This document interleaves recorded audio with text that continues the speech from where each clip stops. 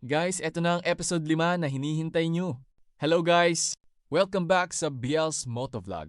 Sa nakaraang episode, naghiwalay na ang kanyang boyfriend. Ngunit sa hindi inaasahang pagkakataon, biglang dumating ang dating kasintahan niya habang kami ay nag-uusap. Ano kaya ang mangyayari? Simulan na natin. Episode 5, ang pagbabalik. Habang nakatayo kami sa waiting shed, papalapit ng papalapit ang dating boyfriend niya. Halata sa mukha nito ang pagod at lungkot. Pagdating sa harap namin, tumingin muna siya sa akin bago siya bumaling sa babae. Pwede ba tayong mag-usap? Mahinahon niyang sabi. Tahimik lang kaming tatlo. Pagkaraan ng ilang segundo, nagsalita ang babae. Anong pag-uusapan pa natin? Yumuko ang lalaki. Nagkamali ako. Natahimik ang paligid. Sa unang pagkakataon, nakita kong umiiyak ang isang lalaking matapang sa paningin ng iba. Alam kong nasaktan kita. Alam kong kulang ako. Pero mahal pa rin kita. Parang tumigil ang mundo ko.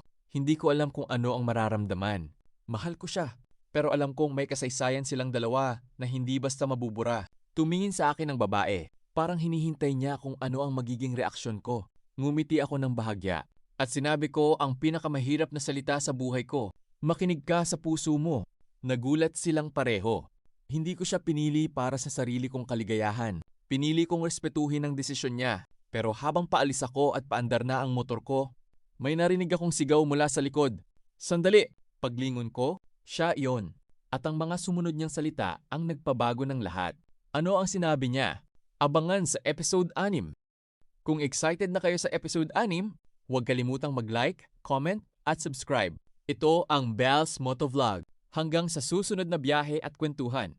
Peace out!